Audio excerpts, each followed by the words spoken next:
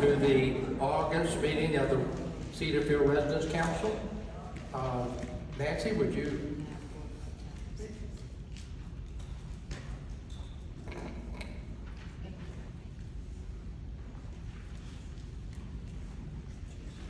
Good afternoon. I have a thought for the day. Wherever you go today, leave a little sunshine. Your ray of sunshine may make someone's day. Let us pray. Dear God, I ask that you would guide our path today and our thoughts, words, and actions. Please be with us this beautiful day. Bless our home, those who are sick, and our families. We ask for peace in our country and peace in the world. This is the day the Lord has made. Let us rejoice in it. Amen.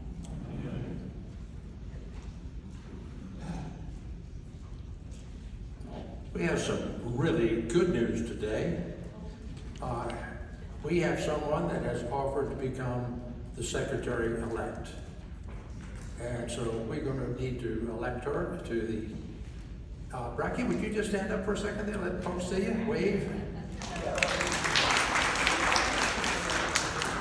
We need a nomination. Ann Williams, would you like to do the honors? I move that Bracky Canfield be elected as secretary-elect of the Residents Council of the County. It's been moved that Bracky be elected secretary-elect. Do we have a second? Second. Any nominations or volunteers from the floor?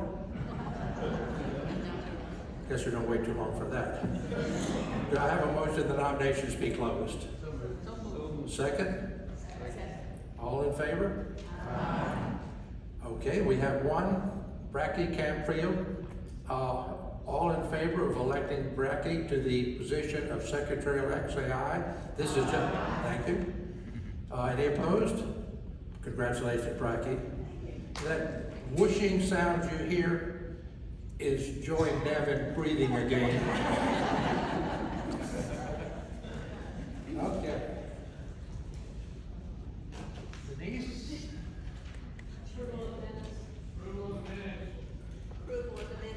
We'll get that. Thank you. I get to go get my thing. You should have received the minutes. Are there any changes or additions? Is there a motion to approve the minutes? Is there a second? Second. All in favor? Aye. Minutes are approved. Now, we're ready, Denise. This sound system is much better from up here. Is it for you? Yes. Great.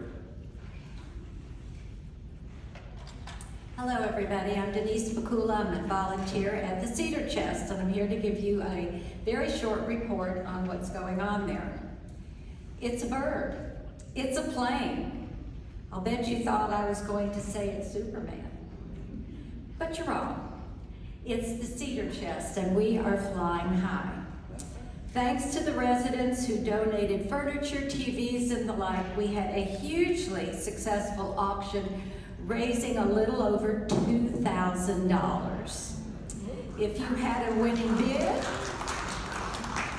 be sure to pick up your items. Keep in mind that your support of the Cedar Chest does several things. You support Cedarfield's philanthropies. You are recycling items that help save our environment, and you can minimize and clean out the extras in your home.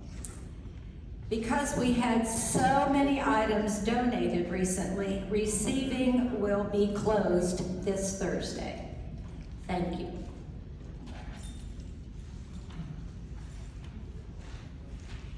In case you were wondering about my remarks, we have a slide, so I'm going to hold that till the end.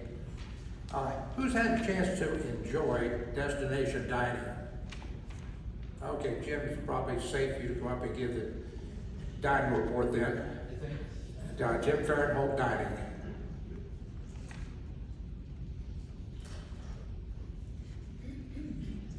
Good afternoon. I didn't get a chance to see the show of hands, but I'm assuming that since Frank didn't grimace, we must have had a good count. I will say that on the soft openings, which, or for whom, there were rating sheets provided and responses requested. Of the 82 responses, just to give you a little sense of it, there were 4 measuring categories: excellent, good, average, needs improvement. Excellent of the 82, 82 graded excellent.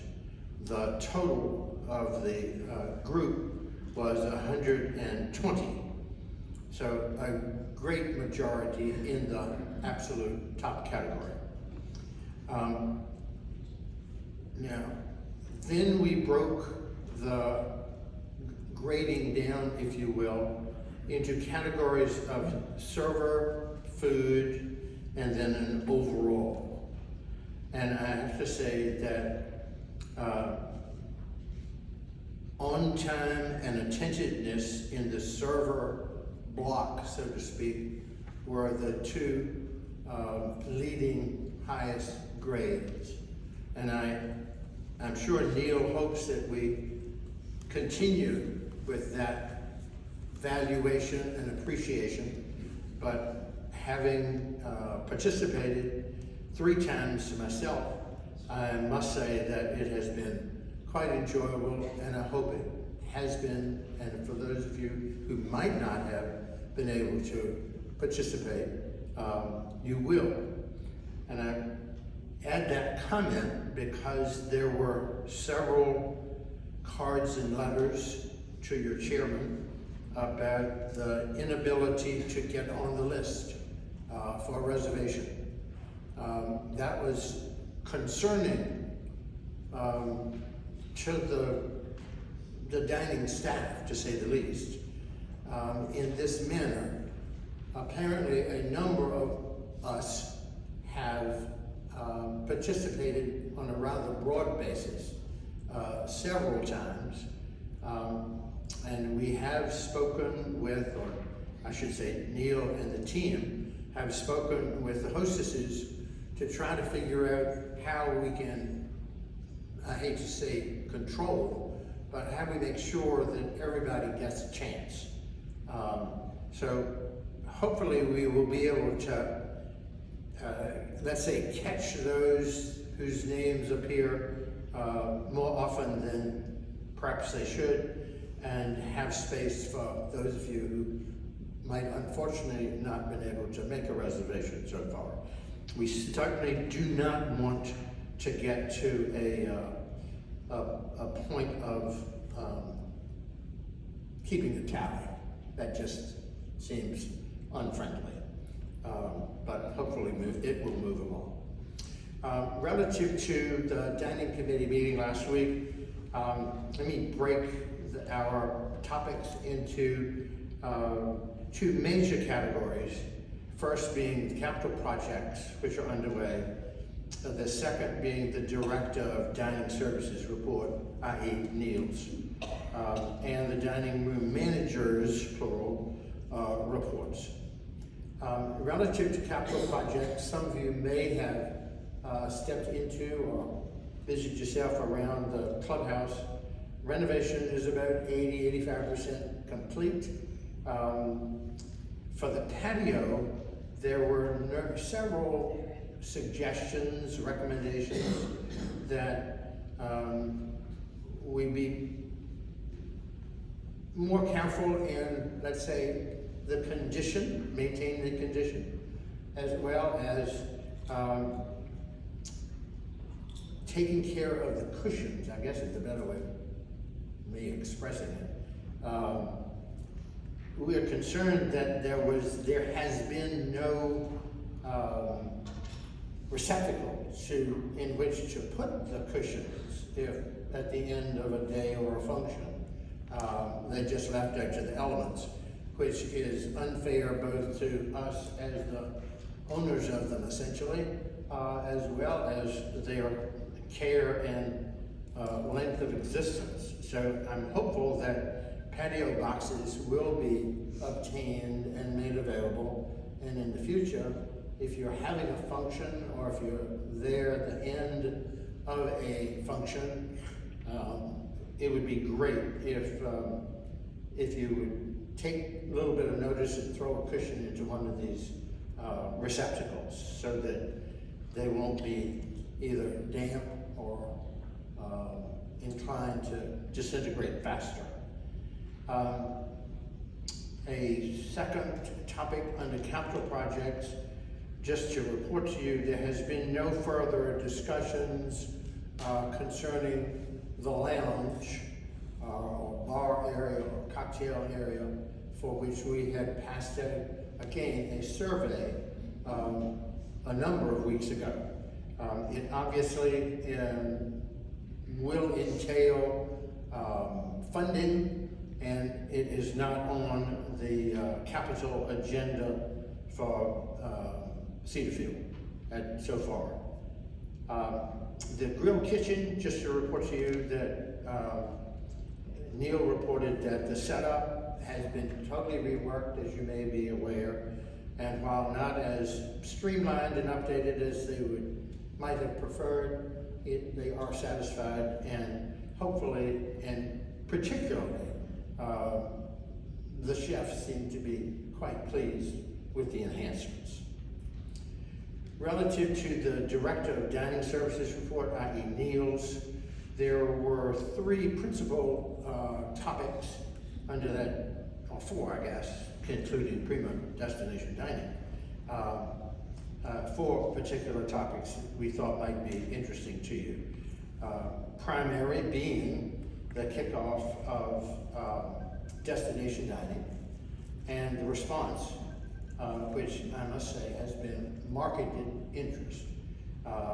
And again, we regret that those of you who have not been able to make a reservation, please don't give up, and let me know if you need some inside help. Not that I have any more than that influence over maybe what you might have. You may recall that the original plan was the venue would be on, if you will, for a week. The committee agreed and recommended to dining that it be extended to 2 weeks, and we're going to try that and see how that suits all of us.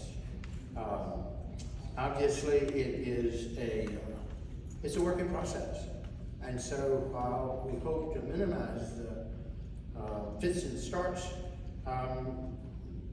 the goal is to make us happy about it and interested in it and support it, obviously.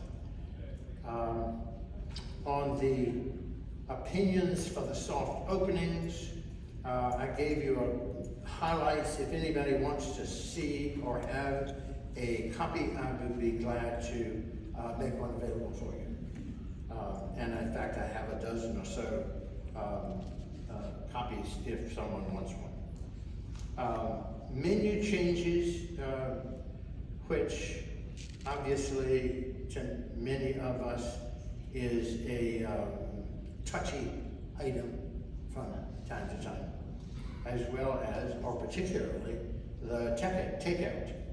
On the menu changes, the rotations are being addressed, if you will, and they will continue to be on a 5-week rotation of the items. And hopefully, as dining staff states, they'll always include our favorites. So if they don't, stomp your foot and remind them that it is a favorite. On takeout, it has been not the happiest surprise for the dining staff. I don't know what the numbers were originally estimated for that category, if you will, but it's safe to say that I could use the term, it's now disproportionately large. The daily for takeout is 1/3 of all the meals that are served here, which is just has blown down off the charts, if you will. They have as many as half as many personnel as the rest of the dining functions here.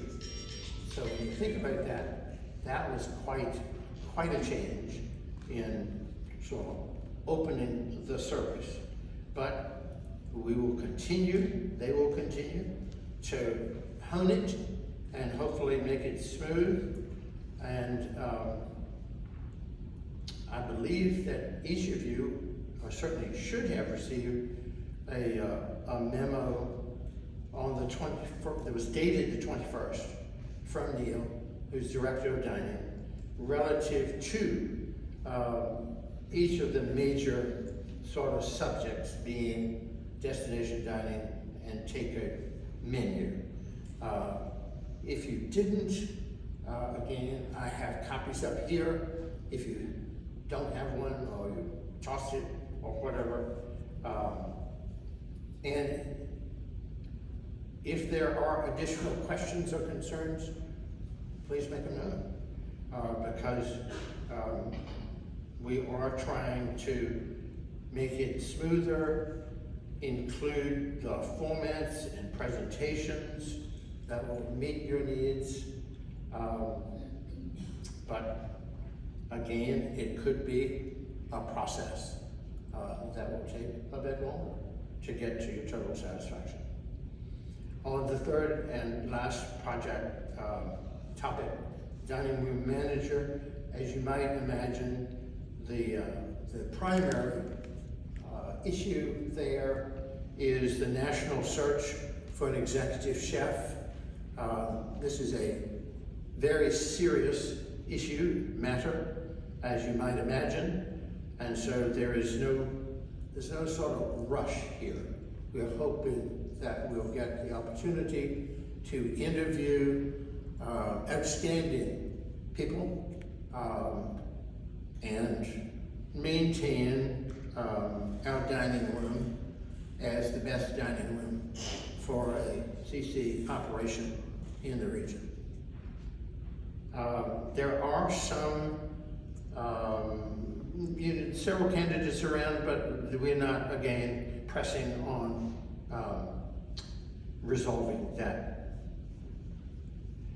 Some staff shortages, and some of that being, of course, as you might imagine, due to the time of the year when students return to classes and set up their new agendas for the coming year. But we seem to have a pretty steady flow of applicants and referrals, and assume that we will be able to fill as needed. I would say that's the bulk of what the meeting dealt with. And I'd be glad to try to answer any questions. Yes, sir. Your discussion about takeout, I assume that was not including the cafe. That does not include the cafe, correct? Thank you.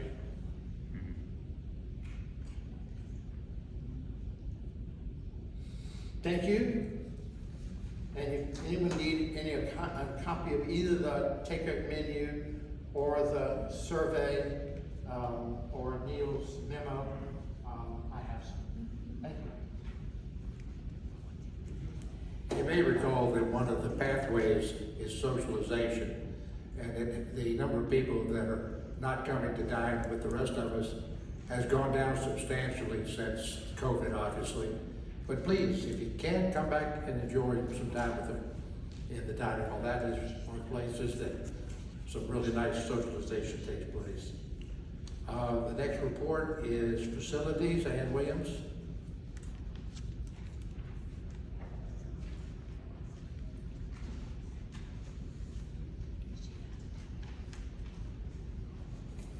What I reported to you in June, I was in the midst of getting ready to talk about the meeting where we had discussed parking for construction vehicles, and I saw Amy Chapman shaking her head. So I knew that I was not privy to the latest information. The committee had met and made its recommendation, but between the administration and the construction folks, they needed to place the construction trailers where they are. Since then, we have not had a traditional meeting because we normally meet quarterly since construction projects take a lengthy time.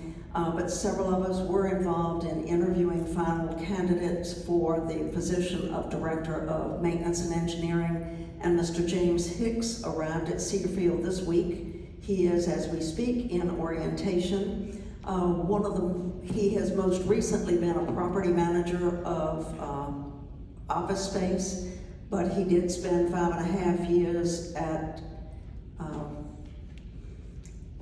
Goodwin House up in Northern Virginia, and so he has experience with a retirement community, a continuing care retirement community, and we're looking forward to good progress with James. And we're very grateful for the work that Steve Nelson has given us on loan from Windsor Mead for 2 to 3 days a week for several months now. EFIS, the exterior insulation finish system project, began in June and is scheduled to go for 3.5 years, with breaks during the winter months. So they're making good progress now after getting off to a slower than expected start. Part of the problem was they ran into a structural steel issue on the first part of it, had to wait for a structural engineer to come in, make his recommendation, get a change order negotiated, and pick up with the work. Another major change has been, at first, the contractors were going into an individual's apartment and taking down the blinds and putting up a plastic curtain for the duration of the project, but that made people feel like they were looking through the bottom of a Coke bottle, so they now will only put up the plastic curtain when they're getting ready to start work on the actual windows, so that should be less disruptive to the residents. Residents who are at the beginning stage have good luck in that they will be finished with their construction and have their new windows before the rest of us get them sometime 3.5 years from now. The bad news, though, there has been the learning curve, and they have been some of the guinea pigs, as both the contractor and Cedarfield have learned something on the project. Another major project, which is almost complete, is the D-Wing generator. Residents in D-Wing had to be inconvenienced for about a half day while much of the work was done to connect the residents' apartments to the generator.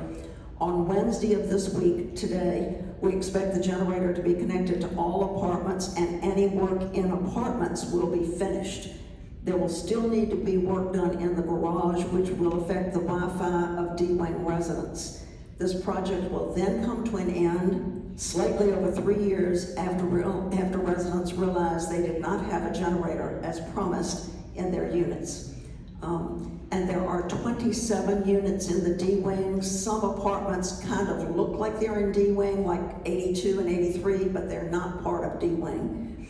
The clinic is under renovation as we speak. The move took place over a weekend. Facilities was asked to help identify some spots for cottage residents to park, and we did identify 3 spaces on the Woods side of the Parkview parking lot, and times and days have been added to those. So it's Monday through Friday, basically 8 to 4. Those spaces are reserved for clinic parking, but on nights or weekends, folks are free to park there.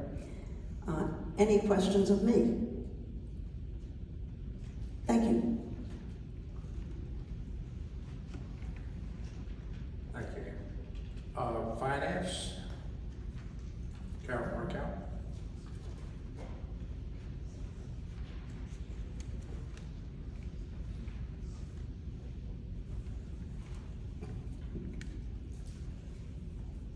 Finance Committee met on August 5th to discuss the results of the fiscal year, which runs from June 1st, 2023 to May 31st, 2024 for Cedarfield. David Taylor reviewed the Cedarfield Statement of Activities and compared the actual year-to-date with budget to date. And with your minutes, each of you will receive a copy of the statement, so you will get a copy. in the statement, the total operating revenues were slightly under budget by 4%, but the total operating expenses were slightly under budget by 4%. So the net change from operations was 4%. The major reason that the difference was the move for assisted living, and that created vacancies in the apartments and cottages.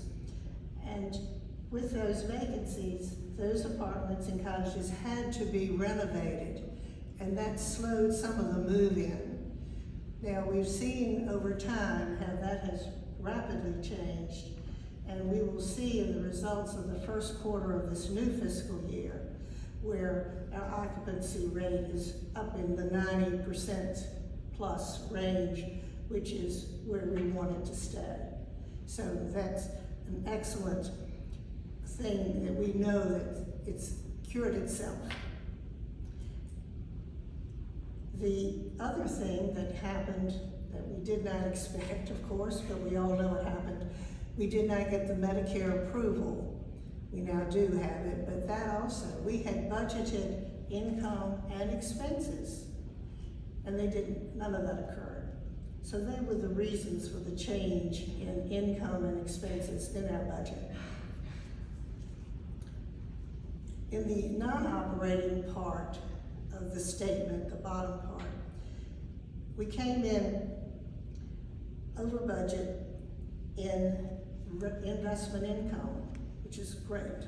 That's a positive.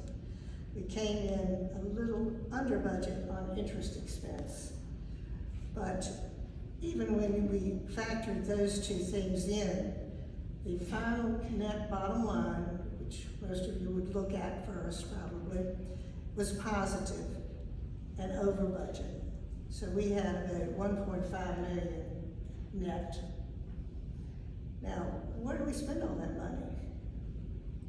Plus our savings. We also looked at the capital budget for Cedarfield.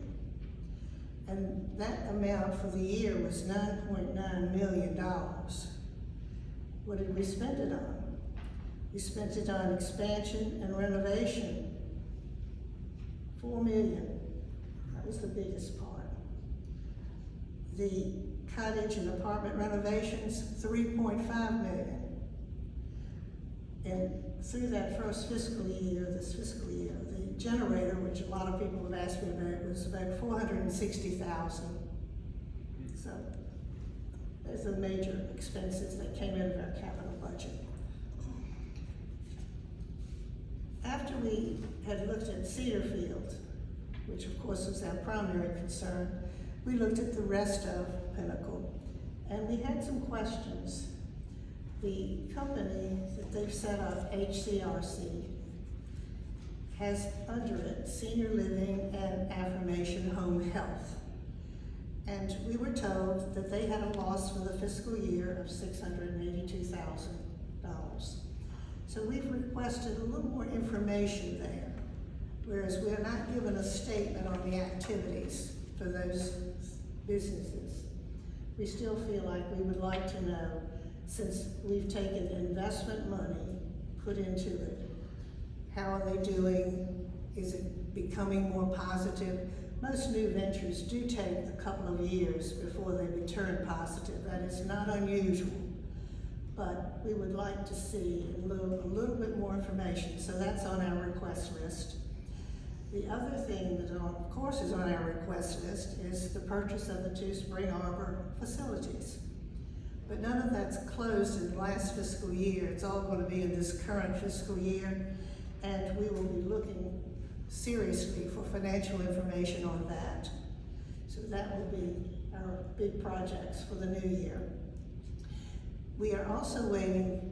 This information that was given to us was prepared by Pinnacle as normal, but they every year are required to have an audit. That's part of the nonprofit requirements.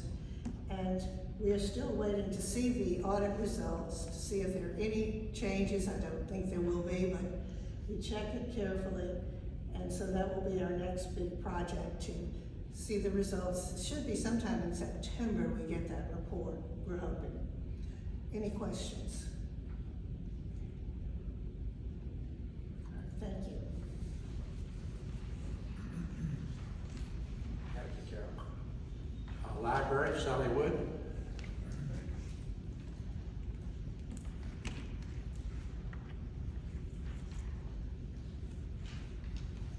And this is the epistle according to library science. Check out the books. Thou shalt check out the books. Now, I'll tell you, it causes some problems when you don't. And your dear neighbors who you love and who volunteer so faithfully to the library spend a lot of time making up for the fact that you did not check out the books. So we have a test for you now.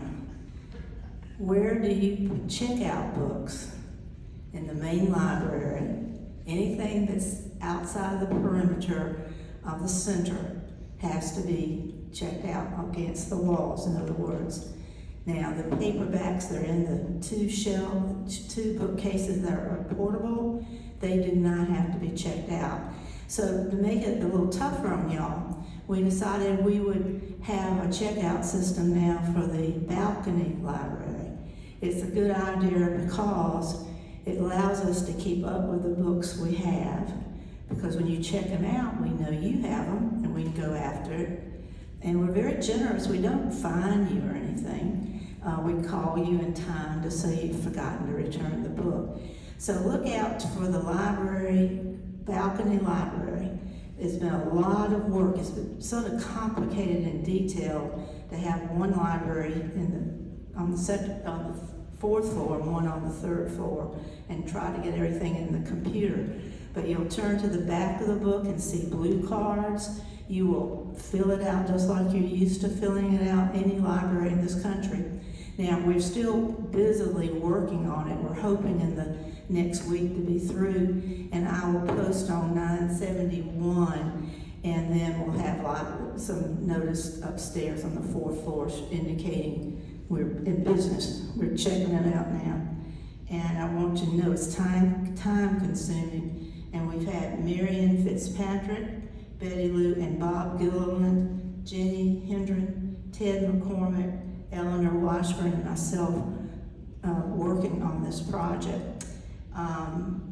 And I want you to come see what has been done. Ted McCormick is in charge of the balcony library. And as some of you know, we have decided that we're going to have a premier library up there. And we've had experts in the field, including Charlie Bryan, deleting some books and adding some books, buying some books. And it's a class act. One thing we do need are small cocktail table books, and nothing that would be something you sit down and read for hours, because these books go out in the public areas around. And we need more like picture books with limited word. It's not. I don't want anything too wordy. And that's the end of it. Except check out books.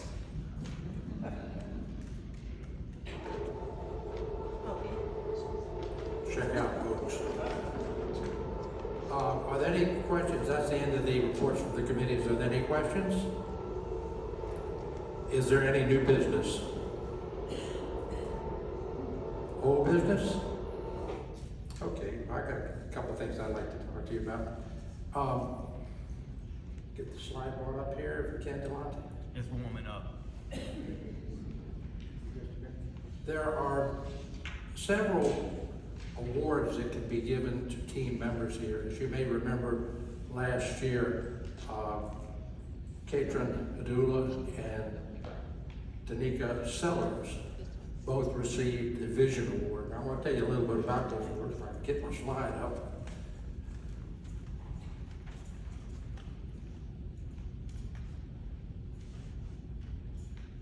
We had this about half hour ago.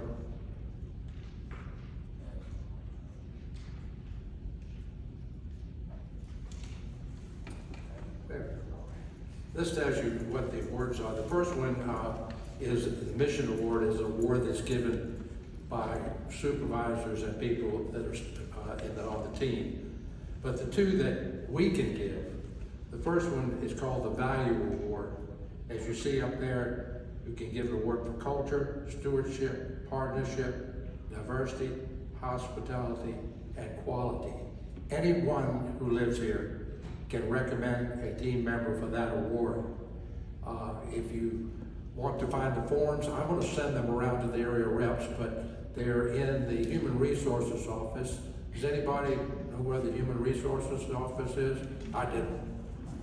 If you go down the hallway past where the clinic was, the last door on your left before you come to the rehab is the Human Resources office.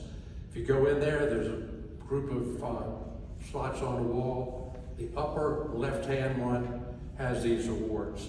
But that award, the Value Award, is $25, and any one of you can give that to someone that you think is doing a particularly good job in any of these areas. The second award, the Vision Award, the one that Katrin and Danica won last year, has an interesting thing here that says, I really like, a culture in which age does not define a person. That award can be recommended by any one of you, but your recommendation should go to your area rep, who in turn sends that to the committee, to the officers of the Residence Council. We review those. We had about 4 or 5 last year, decided on 2, and we actually make a recommendation for those. The first one, I didn't mention, the Value Award, that should go directly to Human Resources, who reviews that person's work record and then makes the award. Are there any questions about those awards? I'd like for all of you to consider people that have done a particularly good job in your estimation, and either get the Vision Award to Human Resources or the Vision Award to your area rep. And area reps, I will be sending those forms around to you. Okay?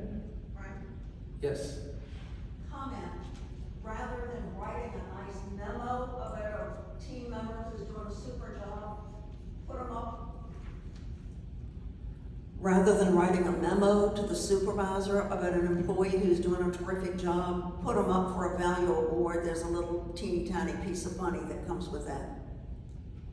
But the Thank you. Vision Award is the outstanding one.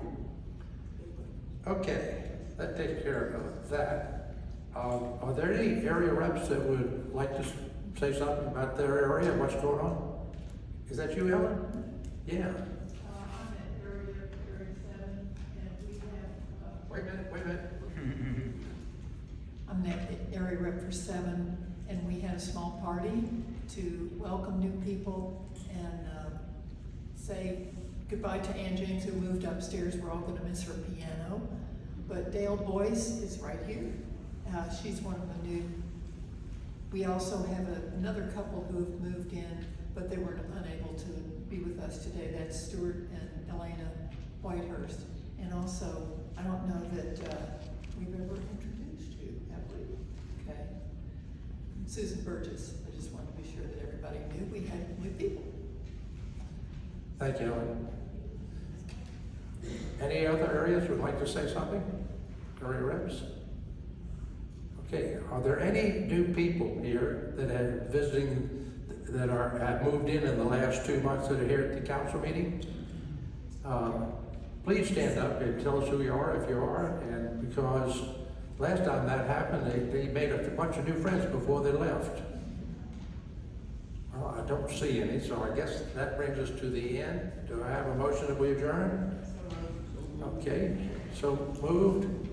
All in favor? I have one thing I want to say to you before you go.